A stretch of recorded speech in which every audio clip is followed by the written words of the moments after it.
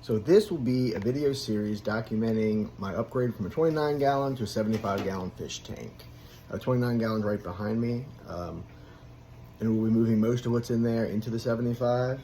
There's two reasons I wanted to make this video. The first is I feel like I missed an opportunity when setting up the 29 gallon. I didn't really document any of it, and it's been through many stages, and I don't really have many pictures. So I didn't want to make the same mistake with the 75. The other reason why I wanted to film this was because I didn't really see any videos on YouTube during my research that was, someone who, like myself, I consider, an amateur with like one tank, building a tank from start to finish, where you can see all the different steps and things they might have done well, things they might have done poorly, and it's really kind of get a full picture of what goes into it. So hopefully this video will help somebody else down the road as well. This is the 29 gallon. We'll be taking most of it out. It'll be going into the 75. Quick rundown.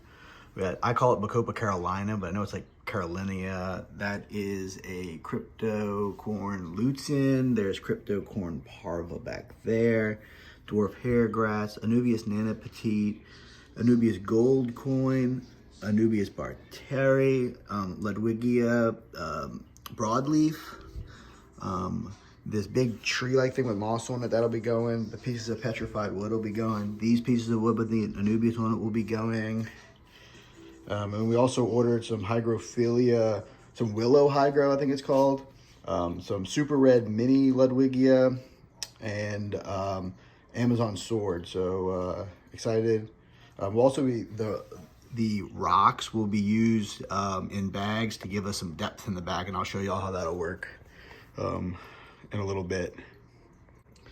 So for the fish, there are some neon tetra, some Endler live bears. There's some, started off as yellow cherry shrimp, but they're yellow and brown now. They got some peacock gudgeon.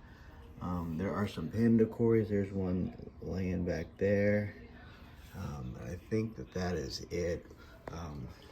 The main feature in the 75 is going to be hopefully blue ram cichlids, but I haven't had much luck with them in the 29, so we'll see how that goes. This is my spreadsheet that I made to try and keep a budget, I guess.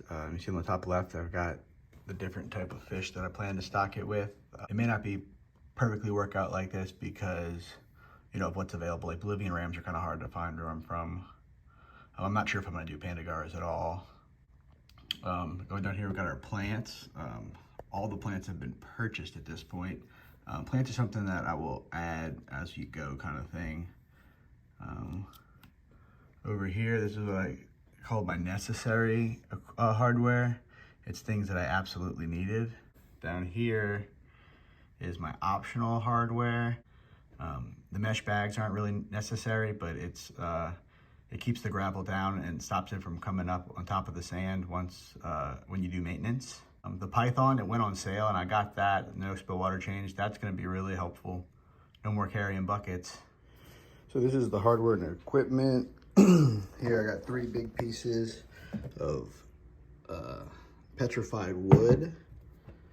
And I got another 2 big pieces in the 29 gallon tank at the moment.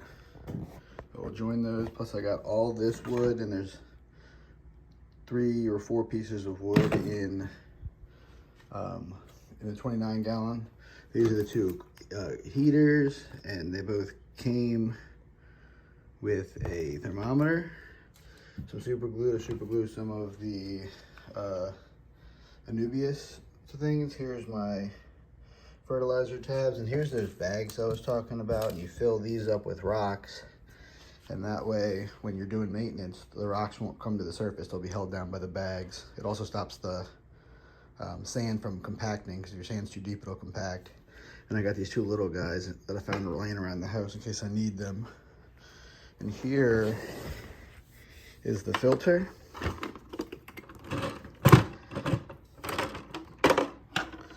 The filter has a UV light that will go in that compartment. We'll work our way from the bottom to the top. So all the way on the bottom, this is the coarsest mesh. The water goes down to the bottom and then works its way up through these. So I put 3 layers of this coarse mesh here. And then next is a slightly finer. That way the big chunks will get caught down there and the slightly finer chunks will get caught up here. Just try to be as efficient as possible and give as much room for bacteria to grow. On top of that, we'll go these bio balls, which the bio balls are sitting on the finest, there it focuses, the finest foam that we have. The bio balls and the bio rings, which will go in the next, both came with the filter. So here's some bio rings, and there's a few leftover bio balls that didn't fit down there, and I'll probably stick them up here with the bio rings. And right there is that light that will go in this compartment. I plan on building a wood structure like this, where I took all those little pieces that were in that tote, and right now I'm just placed them together, but I would glue them for the most part. You see, it'll create all kind of little like caves and crevices for fish to get in. And you know, that still leaves me with these 3 extra pieces. So I think, yeah, and then the other side I will use these 2 plus maybe that 3rd one that's in there, the wood, and try to create some sort of rock wood cave on the other side. Here is the 75-gallon. It'll be going right at the entranceway of the house. You know, it's the Marineland from PetSmart. It, you know, didn't cost too much, and it looks nice, especially the stand. There's a lot of reason why I got it. Right now, I store the filter there, but the filter's really gonna go there because my maintenance room is right through there.